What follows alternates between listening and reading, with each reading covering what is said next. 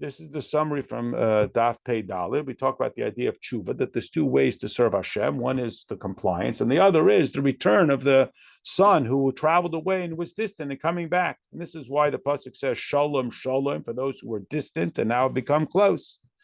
And this is what we achieved during this Sefer Shemei Tshuva. We turned away from the distance, that is when we were involved like the rest of the year in Gashmis, and we suddenly turn ourselves towards Hashem.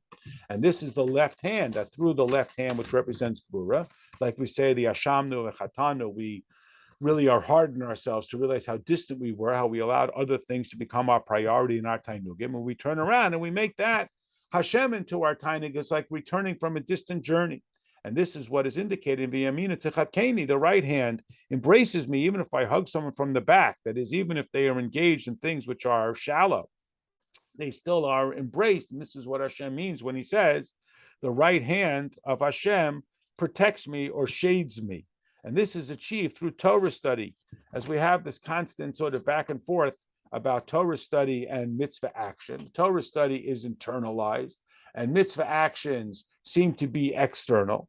And which one is greater? But as we explained, that even though there's the debate back and forth, ultimately the purpose is through the effectuation of the mitzvahs. And therefore, Torah study is great because it results in mitzvah action. It takes the makif of Torah and it brings it into the pragmatic of mitzvahs. And this returns us to the idea of B'yom Shmini. Shmini is the level that is higher than the routine. And it becomes atzeres, we become all collected together. And this is what produces the simcha. And then the Maimer itself does a kitzer, where it talks about Titin Emes LeYaakov, because God is Keldeos, both the higher level, that is God's perspective and human perspective, and the capacity of our stimulus, the Yisrusa de la Sata, to evoke Yisrusa de la Eila, and that it's Asher Kedishanu. Asher means richness. And it's the idea of tshuva, these two levels of tshuva, one of compliance and one of return.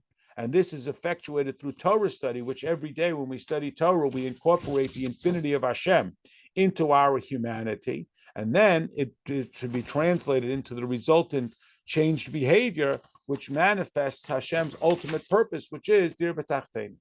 Then on Daf Pei Dalet Amud Dalet, a new mimer starts, again based on the pasuk of B'yom Hashmini Atzeres Tiyeh Lechem, that the Targum translates it as the collection.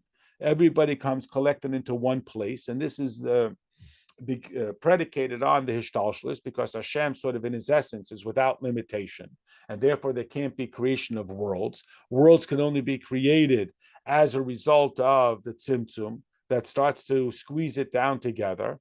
And that's why there always has to be the bridge between this world and Olam Haba. Even for tzaddikim, they have to forfeit any awareness and lose and shed any awareness of material tainuk in order to have the tainuk of Gan Eden Natachtain.